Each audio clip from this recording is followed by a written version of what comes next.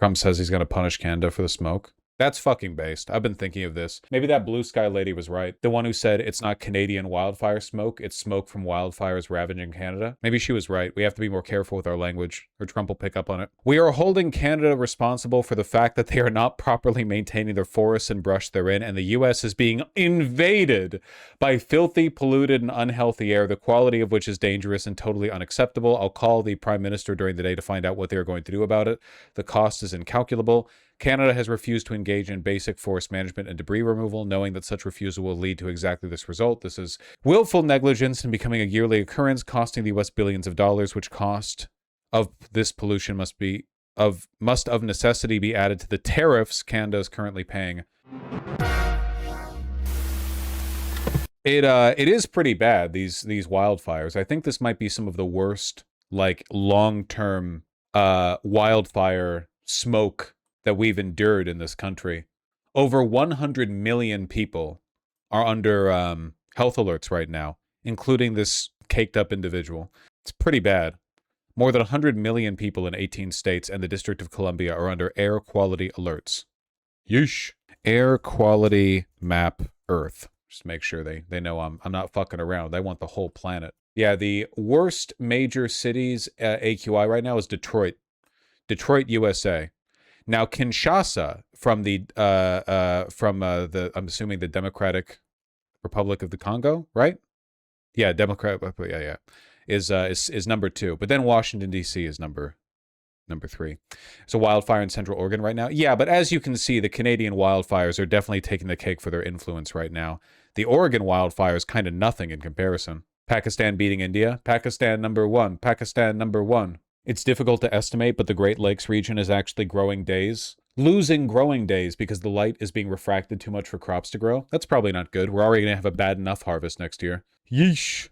On the plus side, these wildfires are so bad that there's no way this area will catch on fire again next year. There just won't be enough fuel. Wait, I was wrong. Kinshasa has 20 million people. Yeah, a resounding testament not only to like American ignorance, but I would say Western ignorance, is that we really have no mental framework for how many people live in the largest city in the Democratic Republic of the Congo. And it turns out it's actually the second biggest city in all of Africa with 18.5 million people in it. And I have to ask you, how many of you have heard of the city of Kinshasa before? I think I've maybe heard it once. Yeesh.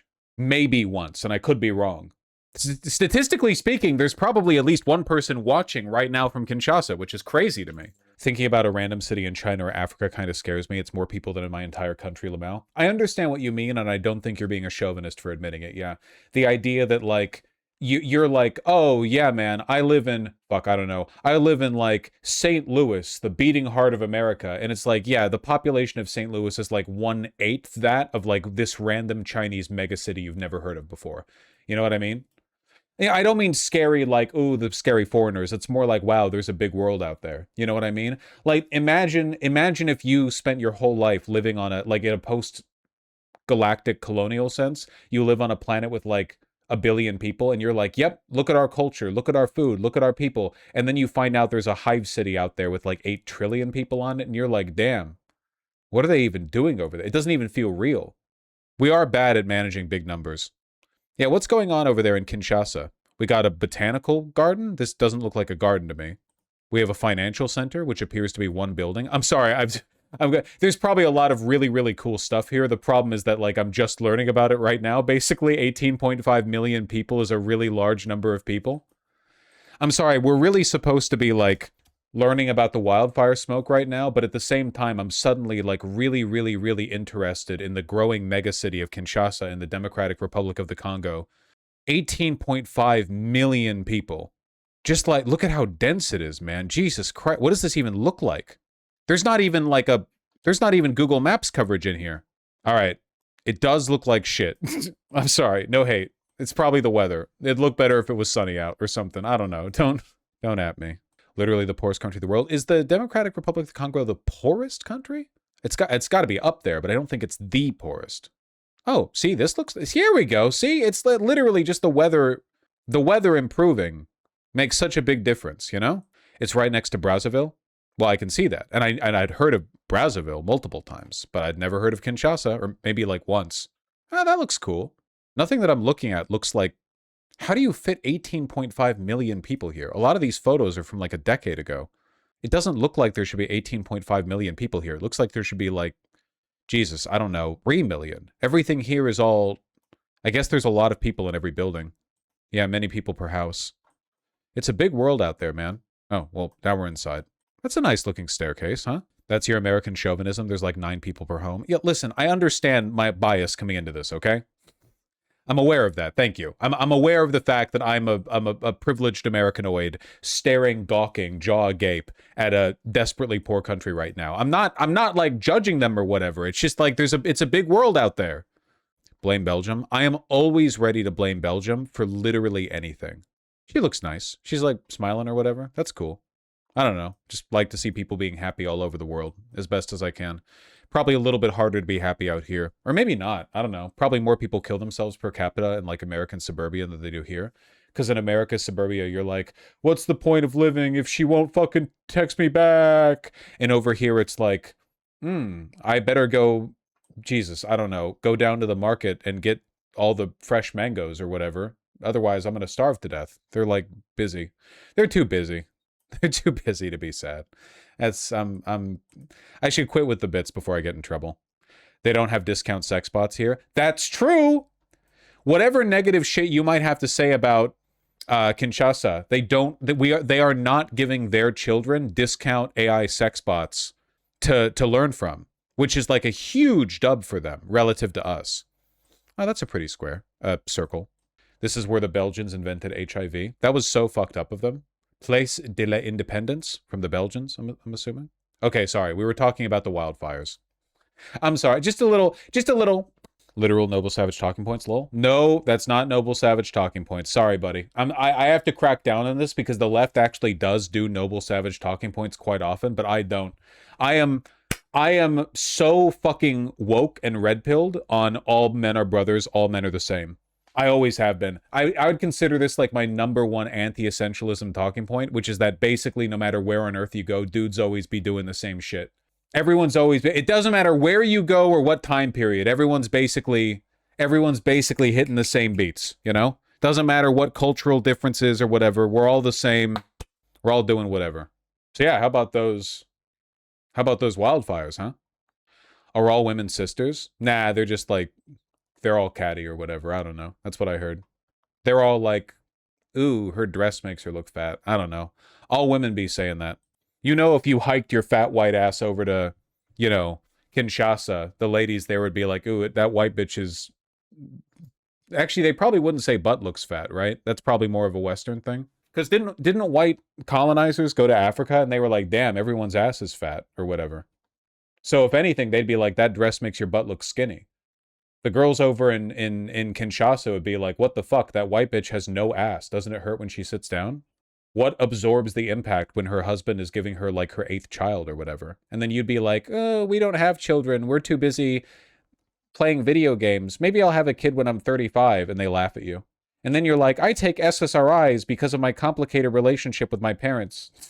And they're like, they're just laughing and laughing. What were we talking about? Wildfires. Editors, keep it all in. Keep it all in. Growing concern at this hour over air quality, dangerous smoke from Canadian wildfires filling the skies across the U.S., the Midwest, and now right into the Northeast tonight. At this hour, more than 800 fires are burning in Canada alone. That smoke now This is Tony Two Snips, right? I haven't seen him in a bit. Is that him? No? No, it's not? Okay, David Muir, gotcha. Its way into the U.S., the haze over the Midwest and now the Northeast in the coming hours. Tonight here, the stunning images of a train surrounded by flames in Ontario, the crew calling for an emergency rescue. The thick smoke in Michigan, bridge traffic disappearing into the haze. Authorities reducing speeds there to 20 miles an hour. In New York City tonight, the Statue of Liberty barely visible through the smoke. Niagara Falls in an orange glow. I can't debate destiny in Israel-Palestine. I already have a debate lined up with Nux Taku on the subject. I don't want to double dip. Stunning. And late today, a storm sweeping through New York City, the city in darkness for a time during the storms and this haze. Lee Goldberg standing by with the forecast for us, and ABC's Matt Rivers leads us off with the images tonight. So you're tonight, dangerous smoke from wildfires in Canada blanketing the upper Midwest and Northeast with thick, hazy air. The skies bright orange. Air quality alerts now up for millions of people in more than a dozen states. From Boston, breathing's a little bit more strained than normal. To New York, officials Buddy, you should be inside. warning that with the smoke and dangerous heat wave, people should limit their time outdoors. In Michigan, the famed 5-mile Mackinac Bridge disappearing into the haze. Officials reducing speeds to 20 miles an hour. Earthcam video showing Niagara Falls enveloped in an orange cloud. Smoke also pouring in from multiple fires burning in Minnesota's Superior National Forest. The evacuation orders came, and we kicked off that plan. Scouts on a canoe trip forced to evacuate with their food and supplies. Those fires and over 800 more raging in Canada. This has gotten a little scary. Terrifying video out of Ontario capturing an apocalyptic scene, flames surrounding a freight train. Bosch would love to learn about Congolese fashion culture. Oh no, I know a decent amount about it actually. I actually showed a short video recently about it. It's really, really interesting, yeah. Amazingly, the crew on board were not hurt. Seriously, we're encased in flames now. In the path of all that smoke, Toronto's air quality ranking the worst worldwide among major cities. David, those wildfires again creating these hazy, almost apocalyptic-like images across the U.S. from that bridge there in Michigan to scenes like these in upstate New York. Officials are advising everyone to take extra precautions to brace for worsening conditions. It may only get hazier.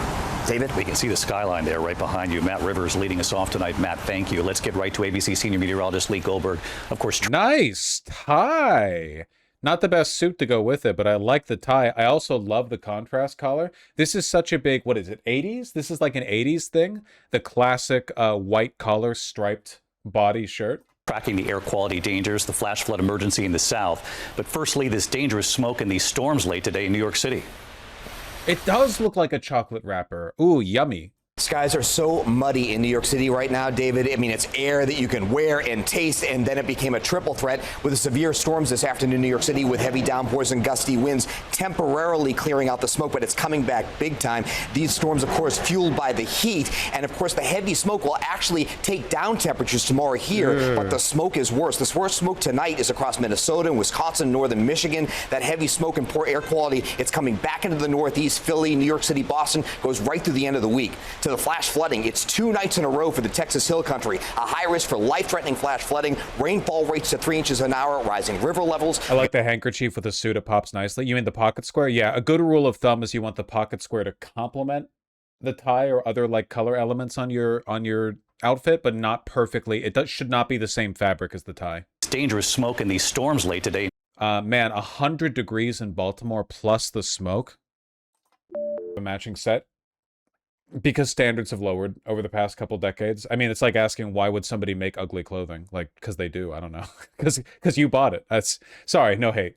It's hard to do fire management across the territory this fast. No. That's what they're saying. The problem is that we have done fire management. We should have been letting intermittent wildfires burn across the Canadian forests. Like, we should have not interfered. Human-driven. Do put out these fires. At least sometimes, not all of the time. It's contributed to a larger problem. I mean, it's hard for them to do controlled burns to thin it out, but they're unwilling to let natural ones burn because if they do, they grow too fast. Yeah, that's the problem. We just genuinely, like, the real red pill is we just should not be interfering, like, at all, in any way. We shouldn't be putting out fires, and we shouldn't be, I mean, climate change kind of, like, worsens the math on this a little bit, I suppose. It's more complicated than what I'm saying, but, like, at the end of the day, yeah. Canada is a unique situation as well because of the inaccessibility of a lot of these forests, but in places like in the United States where there's no forest that's that far away from a human settlement, we really should be just letting these burns play out. All right, we've been asking you all kinds of questions about these fires and the haze in the sky. We've been taking a lot of questions from our viewers, and we want to go through a couple of those, starting with this one. What is causing all the wildfires? Is this a new phenomenon? Not a new phenomenon here. We have seen more of it in the last few in particular. So Canada had their worst wildfire years in 2023. Okay. And then 2025. And now we're in 2026, which hasn't been bad up until recently. So not a new phenomenon here. It is an area with a lot of forest in Canada. They don't put out big fires in inaccessible areas. Masaigo, I don't know why you're arguing with me. I know for a fact that Canada does firefighting in its northern territories. I know that happens. I know they. This is a very like provable empirical point. They do this, and it's, you know, it's complicated, but like we have done mismanagement. A lot of it is very sparsely populated. There are always dozens and dozens of fires that end up burning during the course of the summer. So not a totally new thing. In fact, one of the most famous dark days was in the early 1700s here in New England, where nighttime animals came out, all the street lights came on. And that was a time where they did a lot of slash and burn clearing for forest land when they wanted to open something up. So they'd light a fire and then it could go completely out of control. But people were dealing with it hundreds of years ago. Okay, important to know. You mentioned 2023. The last time that we had smoky skies like this obviously was back then. Yep. Are there similarities between what was happening at that point in the summer and what's happening right now? Yeah, 2023 is interesting. We had Canadian smoke for a bit, and then we had Western smoke for a bit. It's interesting to me because as we talk about the pattern overall, 2023 was also the last year we had a big El Nino coming on. Oh, okay. And these El Nino years, they tend to create a big ridge in the middle of the country and up through central Canada like this. This is what we've had over the last couple of weeks. And then we had all-time record highs being set in northern Minnesota and into central Canada back on Monday. And that's what really sparked a lot of these fires. There are also a few storms. Right. I would say the vast Forest mismanagement to protect the chuds living in the woods, kind of.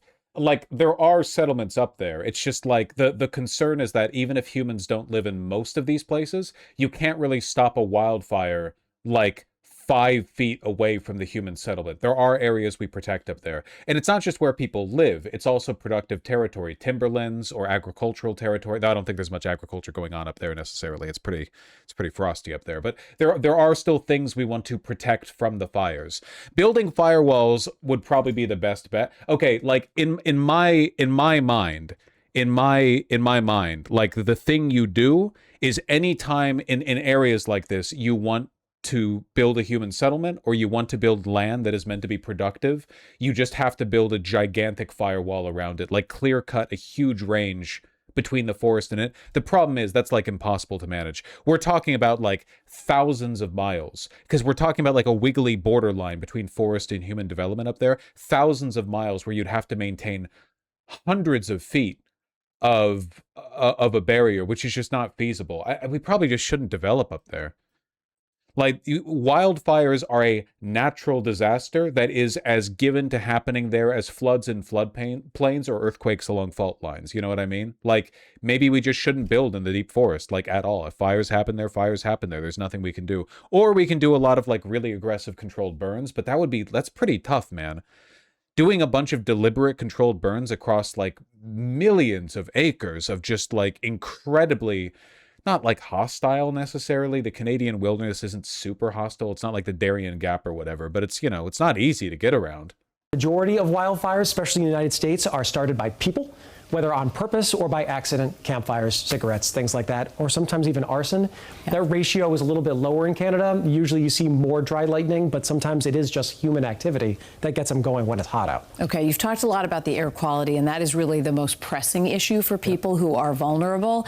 On a day like today, let's say that you don't mind the smell. Is it okay to open your windows, and will the air filter... You can't do controlled burns that far? I don't know, man. Can't you, like, fly a plane over the northern tundra of Canada and just drop like burning embers or something?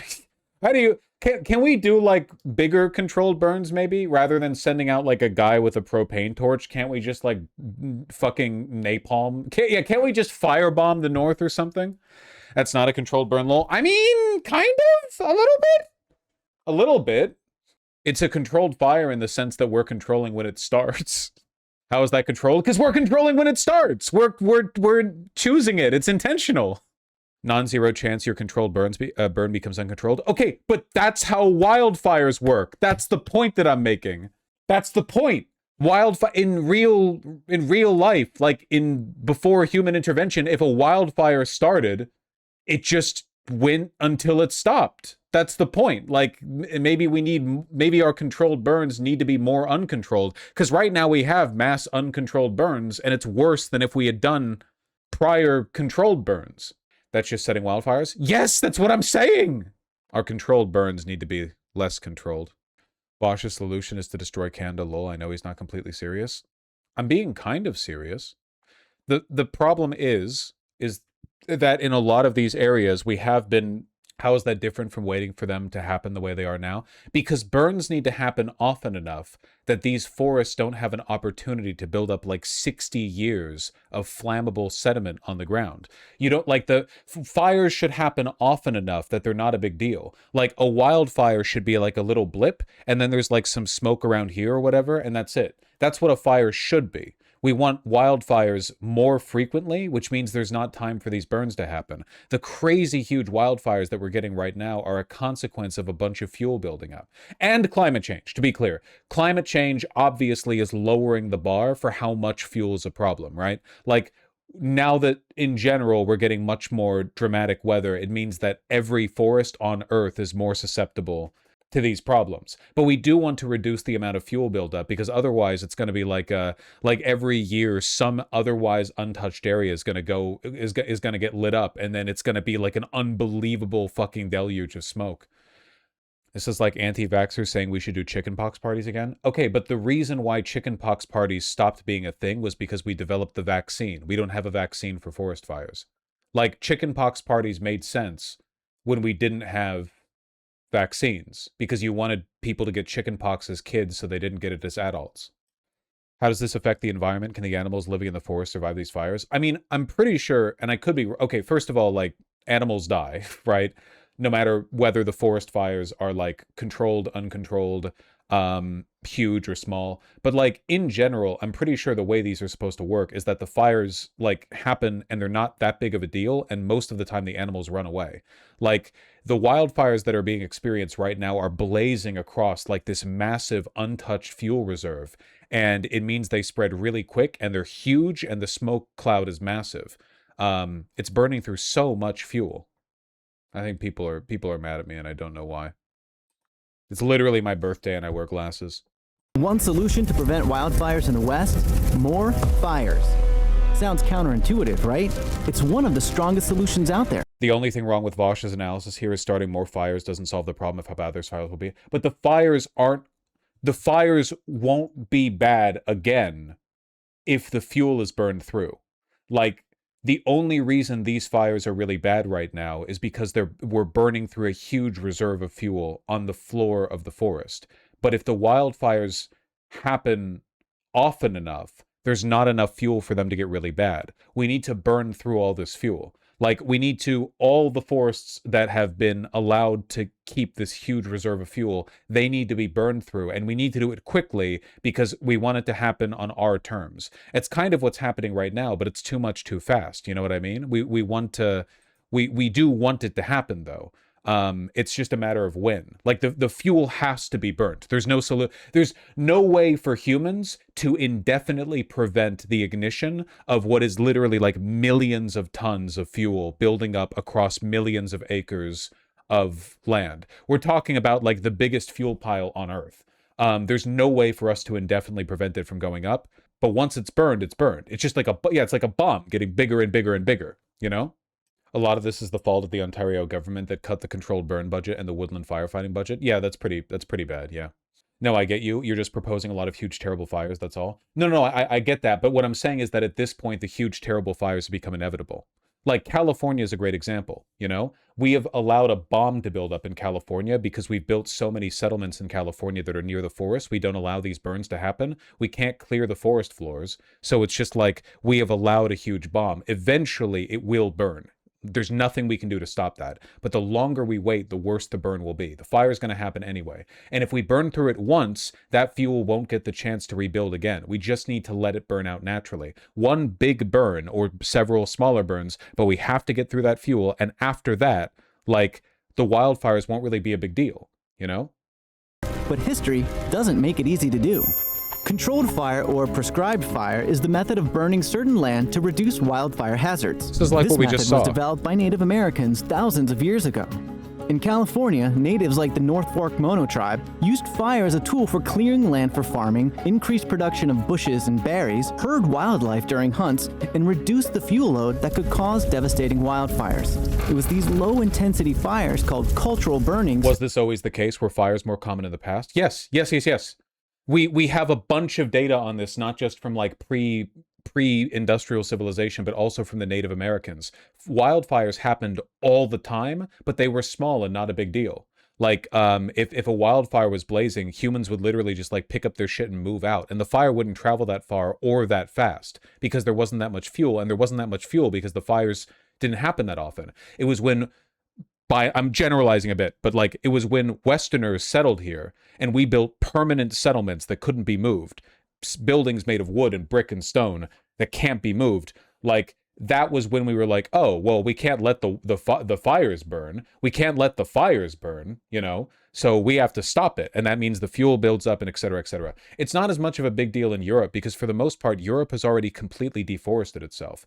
Western Europe, basically everything from like Poland westward, all of it has been deforested. All of the forests in England, France, and so on, it's all relatively young growth. Those forests used to be huge and ancient, but now it's basically all gone. The vast majority of forests, certainly forests that are near human settlement, are relatively young growth because everything was chopped down, and then to some extent or another, it's been allowed to regrow. But like those forests aren't really natural forests. The forests in northern Canada and across the western United States are old forests. We fucked with them, yeah. Like California's forests have been heavily impacted by our westward expansion, but by and large, like the redwood forests, you know, those are still like pretty close to what they were. Those are real forests, you know? That built much of California's forests, not lightning as is commonly believed. Without controlled burns, forests would have become overgrown and unmanageable. Overgrown forests create a lot of fuel in the form of dry or dead plants. As European colonization grew in California, native tribes were banned from engaging in cultural burning, and over time, state and federal authorities focused on quickly extinguishing any wildfires. For example, the U.S. Forest Service infamous 10 a.m. policy said that any fires that occurred must be put out by 10 a.m. the next day. This is a good video, good explainer. This limit on fires did little to reduce the fuel that was growing on the forest floor. And even with these policies, California still has fuel loads waiting to be burned from centuries ago, making prescribed burning far more tedious and expensive than previously thought. As home developments increase in and near forest lands, there's little incentive for more prescribed fires at the risk of them becoming uncontrollable. Though study shows that happens less than 1/100th% of the time. Climate change is also making fires in the West bigger and longer lasting. Still, the 1,000-year-old tradition of prescribed burning remains one of the strongest solutions to preventing. So this sums it up. Essentially, yes. If we Agent Orange enough of Canada, there will be nothing left to burn, okay? That's my solution. It's the only way. In the US, we didn't really have this fire problem until we made the national parks about a century ago. We didn't understand this fire management because we thought the Indians were stupid. Yeah, we were pretty arrogant. The natives were here for like 1 billion years or whatever, and they were like, yeah, this works. And we were like, I think fires are bad, actually. Step aside. And then we like fucked it all up or whatever. It's pretty bad, yeah. The basic gist, the way you get megaforests like the redwoods is that the frequent wildfires are supposed to clear up like the little brush at the bottom, basically. Like, how do I put this? I think they're called ladder trees. The idea is that in a mild wildfire, the redwoods, the big ones, don't burn. Because redwoods are massive and strong and filled with water. The things that are supposed to burn are the little, like, dead foliage and brush and stuff on the ground. The idea is that every once in a while, a small clearing fire runs through. These trees are totally unaffected. A regular forest fire will not take these trees. They'll stay forever. But it clears out all the brush at the bottom. Therefore, you're getting rid of the dangerous stuff. But if you let the brush build up too much, you can start affecting the big trees too, because now there's more fuel. That's the gist of it, at least. Yeah. And that's the reason why when we first moved over here, we had like mega trees. The forest fires allowed like the strongest, best trees to survive. Like here's this is bad. Here's an example. I was trying to find a good example. Like this is because firefighters are constantly, well, they're not allowing the fuel buildup. Does everyone understand the point that I'm trying to get at here? The problem is that when stuff like this is unnatural. When you see something like this, it should seem as unnatural to you as if you're looking at cultivated land. It's a product of human intervention. In the real world, before humans started fucking around with stuff, this did not happen. All of this is fuel. It's like this is not supposed to be here. It's meant to burn. And the burning is good for the forest too. The burning's good for the forest as well. Because it does it's like, you know, nutrients or whatever. I don't know. It's complicated. Man, redwoods are so goddamn pretty, dude. Look at these motherfuckers. So where's the video of the fire starting? Yeah, look at all that fuel in the bottom. Seriously, look at all that fuel on the ground. It just goes up instantly. Instantly! Look at that. Jesus Christ. That was nothing. That was actually instant. That was insane. I did not think it would be that quick. I feel like in a regular forest fire, these trees shouldn't light up. Like the abundance of fuel will raise the temperature to the point that it can burn out all the water in the tree, and the trees will catch on fire too. But it really should just be a little clearing. What are those like weird white cotton things? Hold on, wait. Controlled burn white cotton fluff. Do you know what I'm talking about? They do this in parks sometimes. It's a viral video topic. People like looking at videos of it, where it's this like, it's like the fluff. The fluff of the cottonwood tree is highly flammable when dry. Burning cottonwood fluff is a common way to quickly remove it from your yard. Okay, this is what a wildfire should look like, basically, is the gist that I'm trying to make. This is what a wildfire should be like. I'm kind of joking, but I'm kind of not. Like, this is a wildfire, like, normally. It's like, oh, there's a little bit of dry grass in the ground, and there was a lightning strike, floof, but it doesn't, like, destroy. This is like an illustrative example, okay? This is like an exaggerated depiction of what a wildfire ought to be. You understand? You get it? These dry, lower elevation pine forests of western Montana evolved with fire. Some systems are meant to fully burn down. Yes, that's true. Not all, but some. I'm just talking generally about the nature of the problem. On average, about every 20. The plus side about these big mega fires that we're experiencing right now is that they're not going to keep happening forever, and the reason for that is because these forests will not get a chance to rebuild their fuel reserves. Due to climate change and the worsening summers all over the world, like, these forests will never get the opportunity to rebuild their fuel reserves. You're probably, like, this is maybe one good thing. Mega fires are going to be like a problem for the next decade or two, and after that they're not going to be anymore, because every forest will have already burnt through their massive fuel reserves. And at that point there will still be many wildfires, but none of them will have the enormous like fuel backlog, because they won't grow back. Years, and burned up a lot of the small fuels that were sitting on the ground. We can see evidence of past fires on the base of these big trees. You know, by looking at the distance between the fire scars, we can get a sense of how frequent the fires burned in here. When we started to suppress fire, those fuels that had been kept low by frequent fire started to build up. And that has led to an increase in the severity of fire that we've seen in the last 20, 30 years. On top of higher fuel accumulations, climate change has really compounded the problem. These hotter, more... Found a good diagram? Oh, this is great, actually. Look at this. Before fuel reduction, after fuel reduction. You have ladder fuel, see? The smaller trees that are allowed to grow up and build, the fire catches and burns down the big trees too. But if all of the surface fuel is just down here next to the trunks of the trees, the big trees never have a chance to go up. That's a good diagram. Or yeah, good little infographic. Anyway, let's cap it off with politics. When will Canada stop invading us with their wildfire? Fire, smoke. Live look in DC this morning. Looks like we're 917 AQI. I've never seen it. I've never seen that number before. That's the far and away the worst AQI I've ever seen in my life by a huge margin. That's unbelievable. We're going to go right to AQI, which is fine. The numbers that we're seeing this morning, so Cook, Minnesota is now below 1,000. It was at 1,000 or higher throughout the overnight. That is crazy. So what's helping? We have rain. Rain is moving into northern Minnesota. This could be an improvement, but it's still going to be bad. But the fact that we have AQI numbers in the 1,000 range is crazy. Yeah. Here is a look at northern Minnesota. It shows the rain moving in. We have wildfires that are burning in Minnesota. So it's not just the Canadian wildfire, it's also U.S. wildfire smoke that we're battling. But the rain moving in is a huge benefit. That's going to help at least for a short amount of time. But we need the fires to tap out to really get the smoke out of the atmosphere. And you've got hundreds of fires burning in Canada right now. And that wave that's moving over the northern tier, highlighted by SPC for the possibility of these storms delivering this morning. Once that's through to Britta's point, guess what's still up to the north? The burning wildfires. And as long as the wind's blowing this direction, we're still dealing with poor air qualities.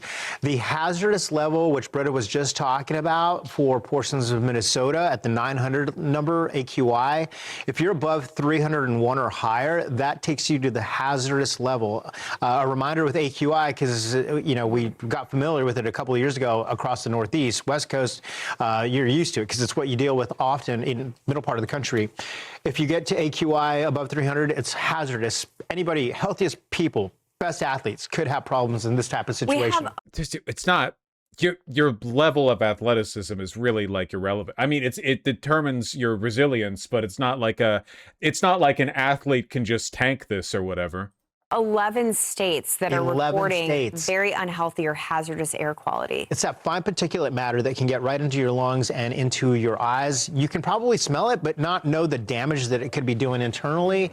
You get the headaches, you get groggy, you get tired. And look at the past 12 hours. Look how widespread this is. When you got hundreds of acres burning and the wind blowing to the southeast, this is the result. And until we get those fires out, we may get a couple of breaks. Sunday maybe, but guess what? When the wind returns, so does the smoke. The smoke is with us for all of today, all of Saturday. Yeah. Powerful cold front rolls through late on Saturday. That could allow for enough vertical mixing to give us some reprieve. The real reprieve, though, is shut off the source. So here's the rain this morning. We showed you the live shot in Minnesota showing you those thunderstorms move through. We don't really need lightning. It's been a while since we began this segment, but remember that we kicked this off by seeing the Truth Social post where Trump said, like, we're going to tariff Canada to punish them for sending their wildfire smoke over to invade us.